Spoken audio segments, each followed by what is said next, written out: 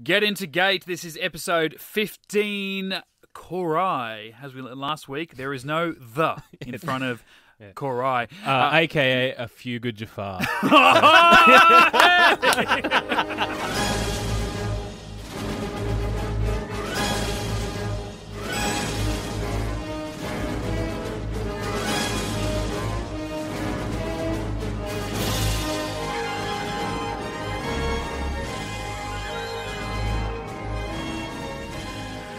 And we are back. And back with a bang, it seems. Well done, Brendan, bringing the zings. Let's introduce the whole team. My name is Mitch. We got, with the funnies, Brendan. Hey, what's up? And Matty. Yo. No Rhys again this week. Now, for anyone new to the show, we are reliving Stargate SG-1, at least for the three of us. Rhys, although related to Brendan, a.k.a. his younger brother, never seen an episode, a second of the show until, about 4 months ago when we started doing this podcast? After 10 years of ridicule, he finally...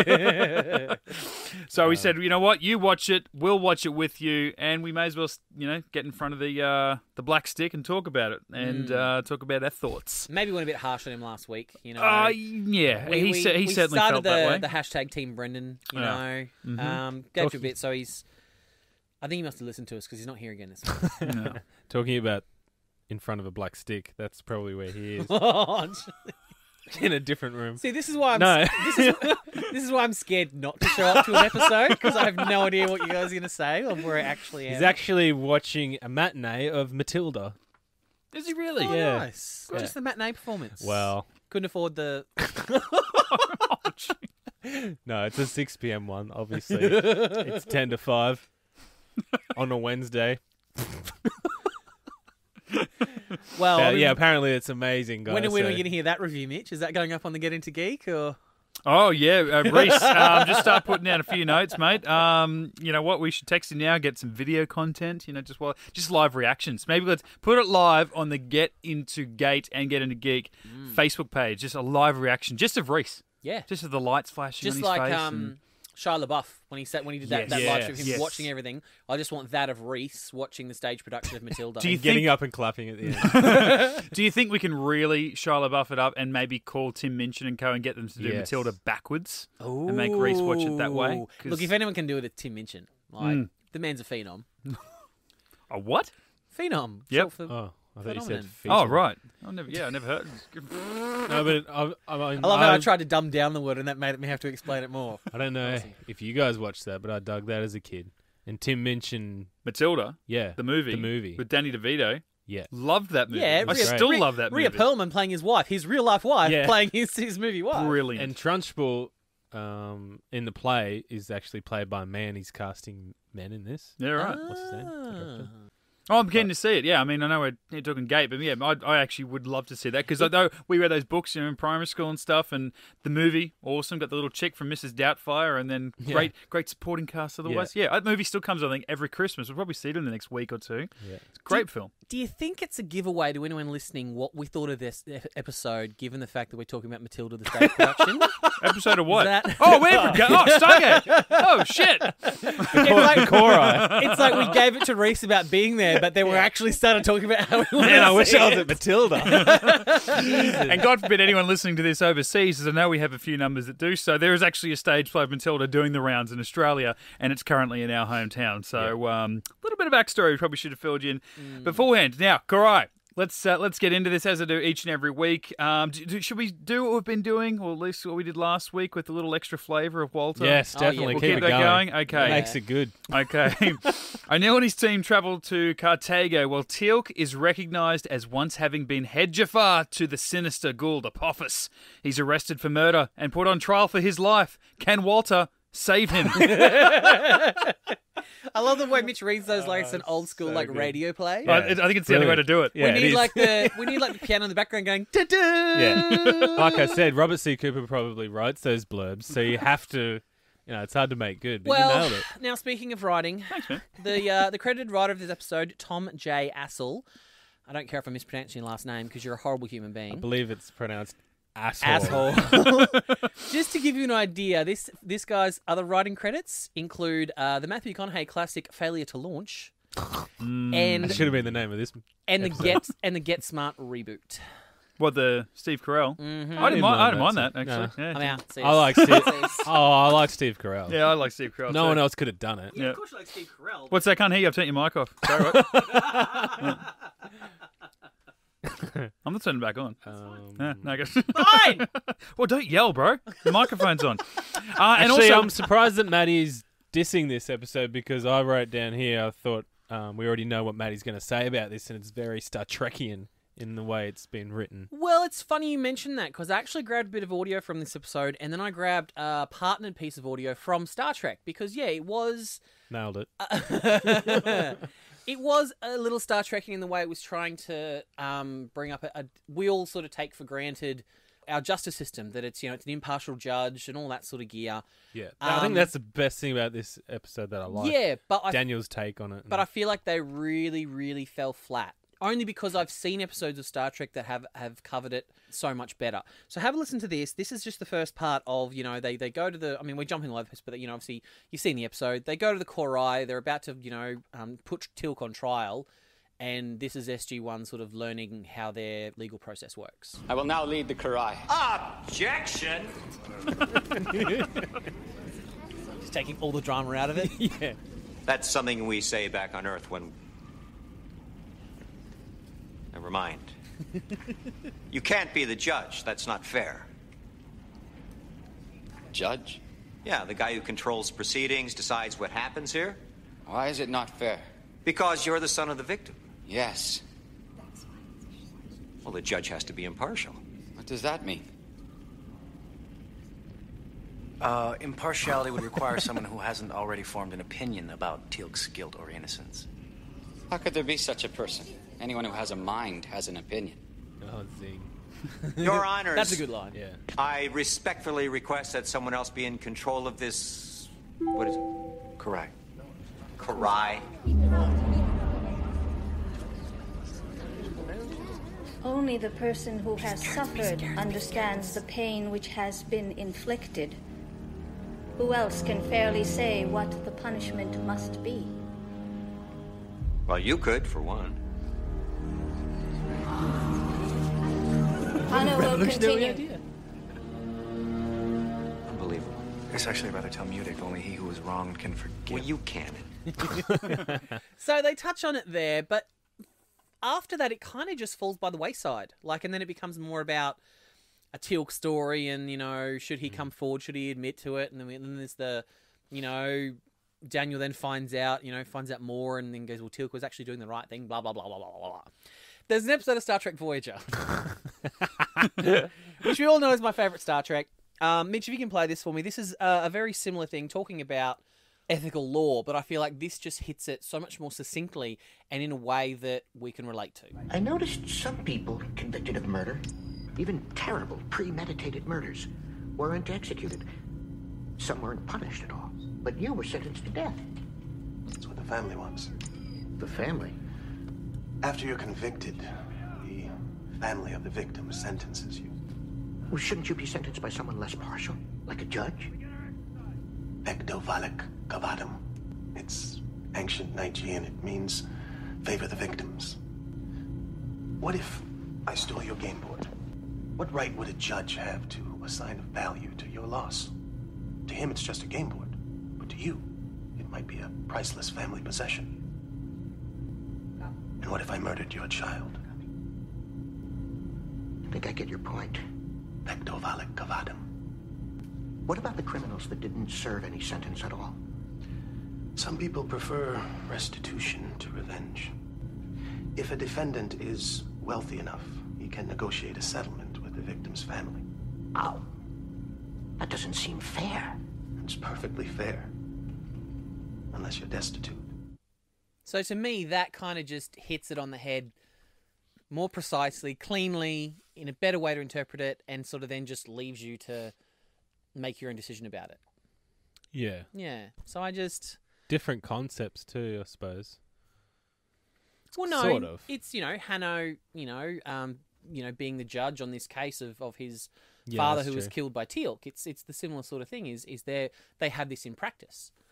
But I feel like this was 3 different episodes that they could have taken individual elements of and made into different episodes. And But having said that, God, this dragged on. This episode just feels like it was an hour and a half. I remember really enjoying it the first time. I think the second or third time was the third time watching it, to be honest, just now. But yeah, I was kind of emotional with Teal'c. I'm like, yeah, nah, fair enough. Especially when he says this one represents the many, and he was quite emotional. I think this is kind of a touchstone for Teal'c's character, or more so for Christopher Judge's acting, because you actually see him get pretty emotional. And that was one of the things that annoyed me the most, is that, like, right at that very, very last scene, Christopher Judge is crying. Like, Teal'c is crying. Yeah. But they kind of shoot around it. Like, they don't get up in his face about it. Like, the first time I watched this episode, I didn't even notice that he was crying. Like, he was welling up. But if you actually look on a big screen TV, you can see the tears. He cries earlier, streaming down his cheeks. I know that moment. I think the moment you're talking about, Brendan, when again down in the lockup, one of the many times we go down there, and he says, "No, don't break me out" or whatever, and his lips quivering, like he just sort of. And it's not even like he was doing it because anyone was looking at him. Like it was a nice touch. You could tell that the character was just upset. Like and it's all coming back. It's all flowing on him. The guilt of everything. Now the guilt has a face, sort of thing. And his lips quivering, and then he bang done what every actor wants to do: single tear. Yeah, I'm like, you've done it. Like Chris Judge. Again, like you in this sort of show and this sort of character, I'm sure a lot of hate or judgment could be thrown his way about his acting, but cometh the hour, cometh the man. And I thought he really did very well in this episode. Oh yeah, I just feel like they kind of were too scared to go there with him. I feel like, to me, it felt like they were cutting around, and it was edited sort of in a way that they were trying to play that off and not make it such the big deal that it was. That this big, warrior that, is supposed to be the muscle on the team is suddenly the really emotional one. The annoying thing about it for me is, like, when Daniel was talking about how Teal'c took his wife as a host, basically, and he's saying to the audience, no, that was a different Teal'c. He's a different man. I'm like, well, I don't see how that's possible. Fair enough, you can say, I've forgiven him because he's changed sides. But I don't think you can say it was a different man. He definitely did it. He may not have thought it was the right thing, but he still did it. The fact is, you now work side by side with the man responsible for your wife's fate. It was difficult for me at first. I wanted to hate him. But now I know that it was a different Teal'c that chose Cor-Ai, and I know that if there were any way for him to help me get my wife back, this Teal'c would do it gladly. I did like that we heard that from Daniel, because it is the first time, really, that he's spoken about that, certainly in front of Teal'c, that he said, you're the guy that started all this for me, really. Yeah, and we spoke about that a few weeks ago in the fact that Teal'c was the one that he was in the gate room and Teal'c was in the gate room in the pilot too, grabbing SGC chick. Yeah, grabbed the SGC. But yeah, Teal'c was the one who sort of selected Cor-Ai for the choosing and was sort of responsible for it. And so, this is kind of the first time that Daniel's kind of acknowledged that. Yeah. And I feel like that could have been its own episode. Just really early on is I guess they wanted, obviously, and it's Star Trek has been a victim of that as well, is there's these potential sort of tensions you could have really early on. But the shows like these really want to establish the status quo really quickly. Yeah. So I feel like, they kind of glossed over that so that we can have the four of the team unified together going on missions, which is what the show is. That early. Oh, yeah, and it is such a mistake. I think that's what we're obviously staying, is that makes watching their dynamics so much more interesting when you know that they haven't resolved that yet. Yeah. There's a giant elephant in the room. Oh, my God, almost 6 months. Yeah. And then obviously given, now Brennan will know what I'm talking about, Mitch maybe not, and Rhys definitely not. And then also what happens in, I think, season 3 with sort of that storyline is another big part of that. And it's almost like this story coming full circle. So I kind of wish Forever in a Day is all I'll say. But yeah, I kind of wish there'd been something there. I think it was like you said, you want the team to be united. You can't have them. Yeah, it's the nature of this kind of show, of the standalone episodes, syndication. You just want to have, you don't want to get into those histrionics too much. Yeah, you just want to have those interesting. You just want a cool, episodes. Sweet team called SG1 going through the Stargate, kicking butt, taking names. That's what we want. Well, I mean, when you've got Jack, he can just no matter how serious the situation, Jack can just make it fun. That's interesting. I wonder if everyone's coming from some religious event. Why does it always have to be a religious thing with you? Maybe they're coming from a swap meet.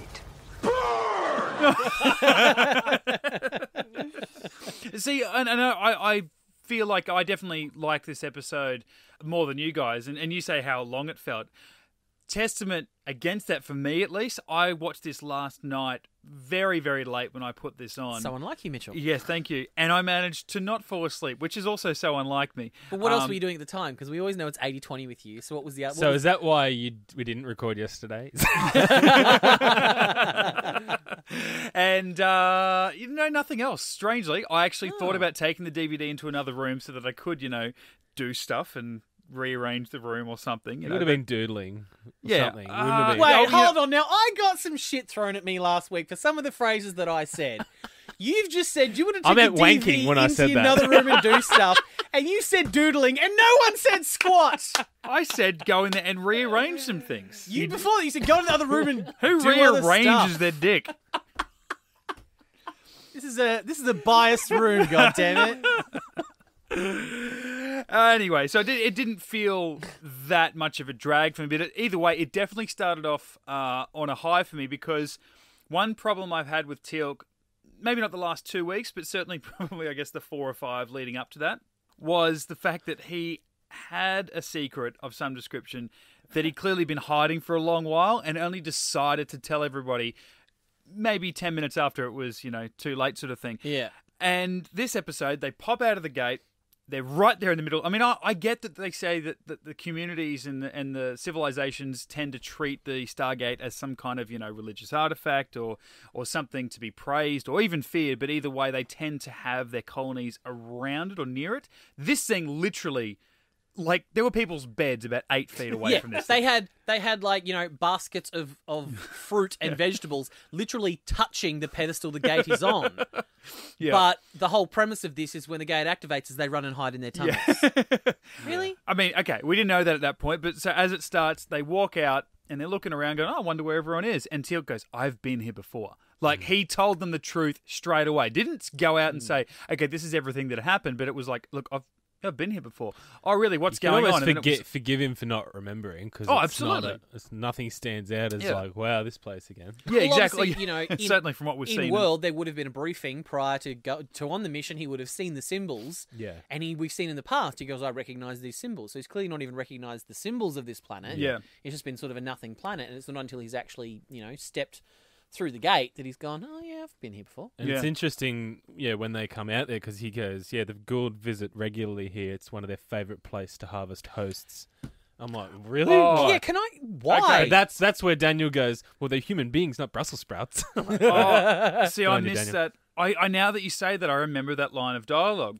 But I had a big problem with this episode come the end of it because I'd forgotten about that because I thought, wow, in the vastness of the galaxy, the Gould still managed to show up within days of our team to not so much save the day, but indirectly give, Teal'c the means to show that he's a hero and a changed man. But that line actually does save it for me. So I'm glad you brought that up. It's still a bit of a coincidence. That line pokes holes in it for me because it's like we've known from the pilot that they want to pick the most attractive hosts in the universe. Well, I mean, they're all fugly. Travel to this planet. Would you, if you're a symbiote, would you want Hanno as your host? Yeah, or the one of the priestesses, like freaking rat girl. Although, pull up this picture so you guys can have a look. We'll chuck it on our Instagram as well. Hanno's little offsider looks like the actor Jamie Bell, so he's probably the most attractive person on this planet. But take a look at him. Is that not Jamie Bell, who you've seen from like Jumper? He was in Billy Elliot. He was the Thing and Fan Four Stick, as you like to call it, Matty. Well, you don't really get to see him much in that. Yeah, it's because it looks like Jamie Bell. He's just an extra background guy. But to me, I was like, is that Jamie? No, it's not Jamie Bell. Oh, wow. You know what? Now that I look at it again. Yeah. Yeah, he does. I actually found myself focusing on the way that guy said his words. I'm like, this is his big break. Almost like he said nothing his entire acting career. And this is his you know first who chance. reminds me of? The gay guy out of Wedding Crashers. That face that he's pulling. Yeah, he does look like that guy too. Yeah. Oh, I'm going to nod and pretend I know who you're talking about. The brother. Have you seen Wedding Crashers? Oh, not in 5 years. Oh, okay. The gay brother who's in love with Vince Vaughn's character. Attic dwelling guy. Yeah. Okay. No, it's fine. It's only the greatest comedy of all time. Oh, easy fella. Come on now. Making a sequel, so they say. Yeah. Yeah. Probably without Rachel McAdams, because no one knows how to use Rachel McAdams properly. We've established that on this show and every show She's we're actually on. narrating a documentary or something I saw. I'm like, what Vince a Vaughn? waste. No, Rachel McAdams. I was going to say. I said she. Oh, sorry, I missed that. That'd be great, Vince Vaughn narrating a documentary. He just goes off on tangents. That'd be so good. Oh, where they going? Where they going? Yeah.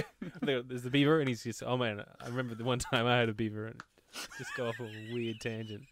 That'd be so good. Wow. Handbrake Gibson strikes again. No, he's just eating while he's talking. Well, we've got a cupcake now. I do have one note written here, and I started writing. Oh, it's good to see Shackle again. Oh, wait, he's dead. Yeah, good call. Now that's the first time they say first prime, I think. Yeah, I thought really? I thought that too. Yeah. Which I wish Lincoln was here, because this proves that I was right in the knocks. He had those 3 Jafar, and they were all trying to be first primes. Shackle was the only one that survived. Shackle's now first prime. Mic drop. Yeah, but I still think that was a bad directing in the knocks. Yeah, I just wanted to prove Lincoln right, but he's not here, so it doesn't matter. I like that. Now, I like how they come up with new names for the Stargates. I think they like Annulus sticks out for some reason. I think in season 6 or something, or 7 or something like that. But in this world, they've called it the Circa Kona, which is directly translated means circle of woes, according to Daniel Jackson. Yeah, that's right. I just like how they come up with new ones. Yeah. Which is, it kind of, it's funny because it's, to me, that makes more sense than, say, for example, in Brief Candle, where they're translating ancient Sumerian or whatever, and it turns out that that's Gould as well, even though ancient Egyptian is also Gould. So I like the way that this is a different language. These obviously aren't, these guys don't worship an Egyptian god. So yeah, it's not called a Chapa-Ai, it's the Circa Kona. Yeah, I like that. I think they call in another episode Circle of Darkness and stuff like that. Yeah, right. It's cool. I like too that's, and maybe they've pushed it too far in a way. I don't know. I was interested to see what you guys think, but how they furthered Teal'c's backstory to say that look, he's been battling with, his inner demons about what he does.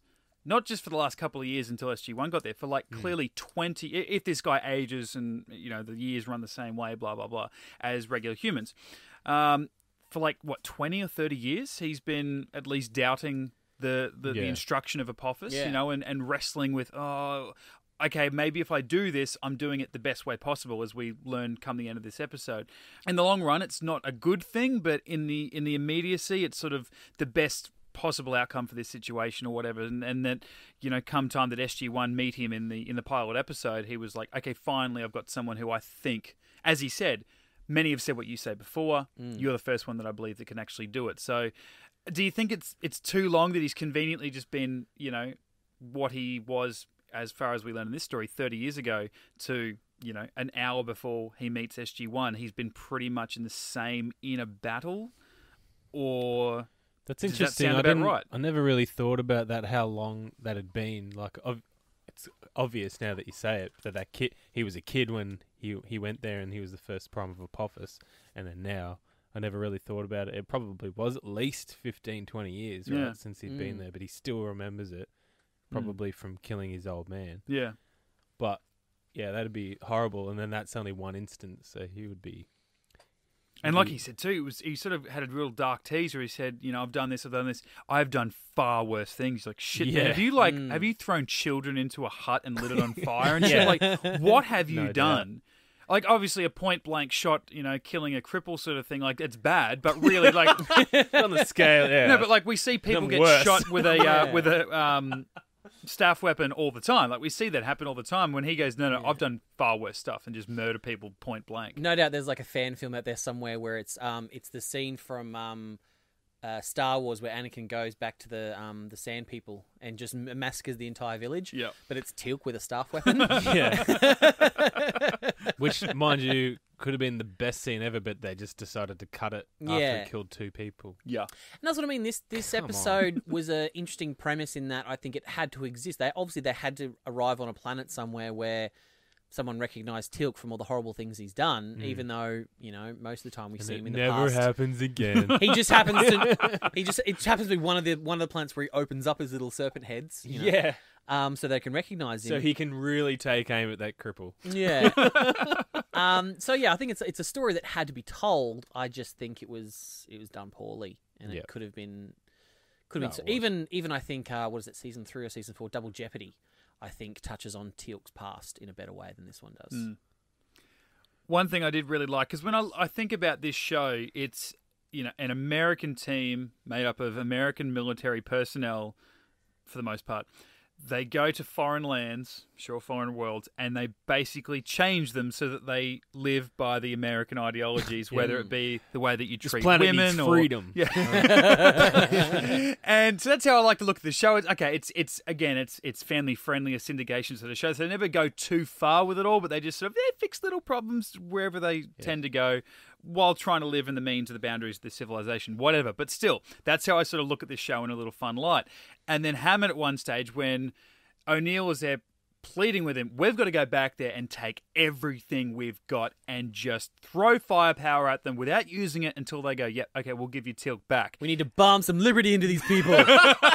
Into these poor peasants who live in caves. We need to... Oh, God, wow. Hey. How fitting. Oh, Jesus. Whoa, I did not mean that. And then he drops this magic line, which I just could not help but just piss myself at. Colonel, the United States is not in the business of interfering in other people's affairs. That's good. Since when, sir? Since this administration was elected. Convenient. I was really tempted to put a burn on the end of that one as well. Yeah. And that was the start of a great little Since little the start fight of with this them. administration, since 1974. No, it's literally could have been 6 months ago. Oh, jeez. I just thought that was so... Because I started writing down the note for that. And he says, we don't interfere. And I'm like, quote, Okay. the US does not interfere. And then we goes, since when, sir? And I'm like, maybe I don't have to write it down. Because at least the show has acknowledged that it's full of shit. Please. But that led to, I guess, the end of that scene was really good. Like, they were tearing it at each other. Hammond and they O'Neill. really got fired up. Yeah, like O'Neill's always stood up to him, but it's taken like 2 or 3 sort of rebuttal replies from Hammond before O'Neill's like, okay, you're the authority. I'll do what you want. I don't like it. And this one, he's like, no. One of my good mates' lives is on the line. Your orders. Yeah. The way that you think. We're going back to get him. And I will take everything I've got with or without you, sort of thing. And then Hammond really had to put his foot down, but that was the biggest fight between the two of them we've ever seen. And I really liked it. Yeah, I think that's the most fired up I've seen Hammond get. And then, they do go back, and obviously everything has changed. There's smoke, there's fire, obviously they're under attack. And at this stage, the audience, we don't know that the Goa'uld are there. We just think Teal'c's just gone on a rampage and escaped. And he's really changed just his gone ideas. full Rambo. Yeah. And they go down to the cell. And they're like, I wonder what happened. And Teal'c's gone. And then Carter reckons she knows what's happened. Maybe Daniel broke him out. Keep those positive thoughts coming, Captain. That's where you should put a burn. Yeah. He's like, look, I love Daniel as much as the next bloke, but he's not doing this. Not with Daniel's that little Beretta he's got on his sidearm. I love it. He's still got... He's not making Molotov cocktails from their wine barrels. Yeah. I do like it when they come back up the stairs, I think, and then they see the Jafar, or it might have been before, I can't remember. But O'Neill is close quarters with one of the Jafar after he cracks him over the head or something, I can't remember. And you don't see it, but you hear the sound effect of him stabbing him. And they did not show the knife. They did not show, obviously, the wound or blood or anything, but just the sound effect. And I was like, I never really noticed how, he just died. He just murdered him. Yeah. With the It'd be interesting to knife. do every episode, Russ, to just do a body count and just see how many people are actually killed in every episode. Let's do that. Let's actually do that from now on. That would be interesting. It's not a problem, especially when they have the machine guns just shooting ting ting ting ting ting. Yeah. It's I've seen hundreds of them, but then when you're like, ooh, there's a knife there. Yeah. I don't know why. It just made it real for me at that moment. Speaking of the Jafar, we spoke about it last week and how the Jafar are slightly becoming a little stormtroopery in that they used to be really menacing and now they're kind of just dumb.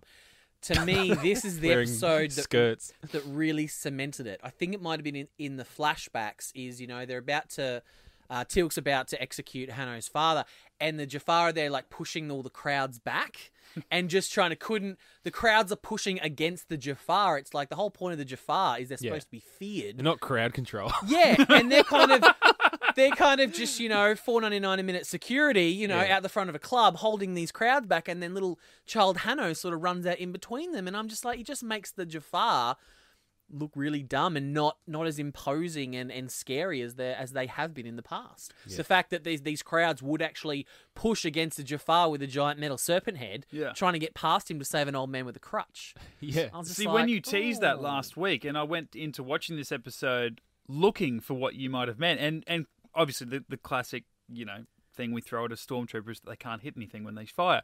And so that was the first thing I noticed, was when O'Neill goes up and he stabs that guy, but then he draws everyone's attention, and then Hanno and he takes a little crew to sort of draw the Jafar's attention away so that the women and children can get into their caves or whatever. And they shoot one guy, but they're about 6 meters away. Yeah. There's 4 or 5 of them firing their staff weapons, like huge blasts at not a great group of guys that are conveniently all huddled, and they only hit one of them in the back when he's like as far away as he can possibly get before he's out of the colony. I'm like, guys, like, work on the aim. Like, maybe clearly these guys... Maybe they're all on the Jafar, Freedom Act, and they're just like, oh, I missed him, sorry. Maybe they do feel bad about it. They're not really Nazis. Speaking of Hanno, I like how you guys remember his name, because he's such a forgettable character. Oh, I really didn't until... It's only because it's written down on my piece of paper here. You said him about 4 times so far in this podcast, and I'm like, I hope he explains who this Hanno is before the end of it. But I just kept nodding and smiling, like, yeah, that guy. But I feel the actor is in another episode of SG-1, or at least Atlantis, and I have no information to back that up. Feel for time. I'll look. I've got a little note here if you want to talk about it while I'm doing this. The convenience of wrapping Teal'c's waist in bandages, even though he's not hurt, to cover up his pouch, so they didn't have to apply prosthetics. Yeah, that's really good. They do that a few times, don't they? Well, usually when he's hurt, but for this one, it's actually just he's not hurt at all. Yeah. It's just they take his shirt off and he's pre-wrapped. It's like his manzia, but it's his. He's just keeping his serpent in the belly. This is also part of the Cor-Ai ritual. We always wrap somebody up by the abdominals. To shoot right to the end of the episode, though, while you do find that, Matty, what I did really like, because we saw obviously O'Neill and Hammond go against each other because O'Neill just wanted to go back and rescue his friend. Right at the start, Jack and Daniel really going at each other because he's like, we've got to break him out. And Daniel, even though one of his best friends, his teammates, is facing the death penalty, he's like, we've got to respect their cultures, Jack. Like, we let's just see what happens. Let's just stay here and watch it. He's like, yeah, we're going to watch this. They've already found him guilty before the trial, which will just find him more guilty so that they can kill him. He's like, yeah, well, that's what's going to happen, So he was fighting this battle the whole time. Yeah, so confident. And then come the end of the episode, all is well. Hanno says, look, you're clearly the changed man, blah, blah, blah. O'Neill just comes up to Teal'c, hand on his shoulder to sort of say, look, they not even say anything. That's my point. If they didn't say anything to each other, they both knew why the other person was doing what they were doing the entire episode. O'Neill completely understood why Teal'c felt guilty and why he felt like the need to pay for his crimes. And then at the same time, Teal'c would have understood that O'Neill, he's a good mate. He's trying to do everything he can to rescue this bloke. So that while they fought, they kind of understood each other and they didn't need any words to resolve that because there was nothing really to resolve. They weren't truly fighting one another. They just had disagreements, but hand on the shoulder, both looking into each other's eyes sort of thing. Maybe cue the Brokeback music from last week, sure. But I just really liked that they didn't over-explain it. It was just a little tap on the shoulder. Go to black. That's funny. I never really got that read because I guess if you think about it, Jack would have had it. Potentially Jack could be in that same situation if they went to somewhere where Jack did like a Black Ops mission somewhere in the Mideast or something like that. Theoretically, that could happen to him. I did find that actor who played Hanno. Yeah. He is in another episode of SG-1. In Season 3, he's in the episode titled Demons. Yes, that's the one I said, Circle of Darkness. So there you go. Oh, really? Yeah. Well done. Oh, there you go. It's all coming back to me. See, I hate when they, get, and I know this show and this whole franchise, rather, once they expand to Atlantis and Universe, eventually, that they do repeat actors. Like me just being like the continuity sort of nerd that I am. Like, I hate when they bring in an actor to play a different character, but to do it like only 2 seasons apart and seems a little bit weird. The thing that it was the most annoying one out of all of the Stargate universe was Nareem, who I think we see him in the next few episodes. He's part of the Teal'c. Yeah. And he's in there, you know, like at least one episode per season almost, it feels like. And then he's in the pilot of Stargate Atlantis as a human from Earth. Yeah, like weird. Weir's Oh yeah, no, we didn't something. fucking watch SG-1 at all. Thanks, Atlantis, you a-holes. All right, well, before we go, because this is just going to annoy me, can I just rapid fire all my nitpicks about this episode just so I can get them out and detox? Yes. All right, here we go. Slow, I'm just reading off my notes as I was watching the episode. Slow, boring, scattered plot. Teal'c's remorse scene was good. If they want to hide, why the hell is the camp on top of the Stargate? Yeah. The only building in the camp is the courthouse. Slingshot class / crossbows at point blank range are pointless. Serpent guard looked dumb. Boy with knife turn? ?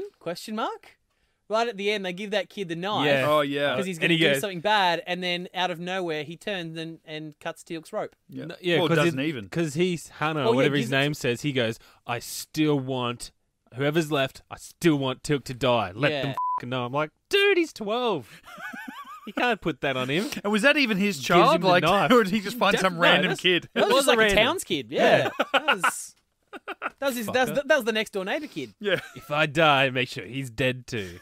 Wow. Okay, holds the knife. And then he changes just his gives it mind to at the him. last minute. And with no motivation. Yeah. Like, kid doesn't even have a line. And not even a knowing look. He just goes, oh, here, knife, go, yeah.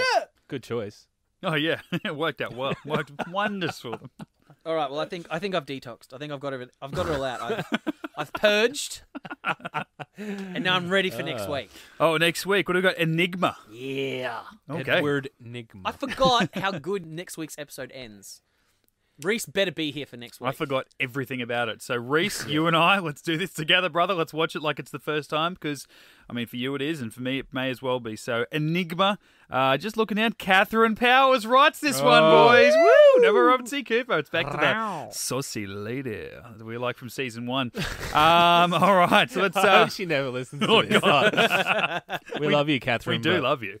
We're just happy with the glossy photo that you did. I don't know why that's If on you, your if you don't know IMDb. what we're reason- talking about, the it's the one hanging up over your fireplace. And the reason Rhys is in here is he's at home with a big blow up of that photo just on his ceiling. Can above his we, bed. Rhys, you're not listening because you're not on this. Why would you blow or care? something. At the end of the season, to sort of really welcome Rhys into the wonderful world of SG1, can we make up like a poster-sized picture of that? Can I nominate not to take that to the printing shop? Show up to Officeworks. It's for my mum's birthday. This is what she looked like back in the 70s. What's your biggest? Oh, can you go bigger? Yeah. No. Bigger. Yeah. All right, Enigma, we will be back. Boys, where can we find you socially? Brendan? At the Brendan Gibson. Boom, Matty. High pitch, Matty. Myself at Mitch_Lewis, Twitter and Instagram. For everything Get Into Gate, you can find us on Facebook, Twitter and Instagram simply at Get Into Gate, and we will have some of those photos up of the mysterious possible Jamie Bell, as you said, on our Instagram page. If you haven't already seen it, if you want to get in touch, send us an email maybe, getintogate@gmail.com. And Get Into Gate is part of the larger world of Get Into Geek. We are talking everything on TV and at the movies, reviews, news, all that sort of gear. Right now you can check out a review of the much anticipated, except if you're Matty who wasn't really excited, Star Wars Rogue One. Of course, that's not the official title, but you know what I'm talking about. That's at getintogeek.com, as is everything we do in the room. We will be back to talk more Stargate SG-1 next week. Enigma. Getintogeek.com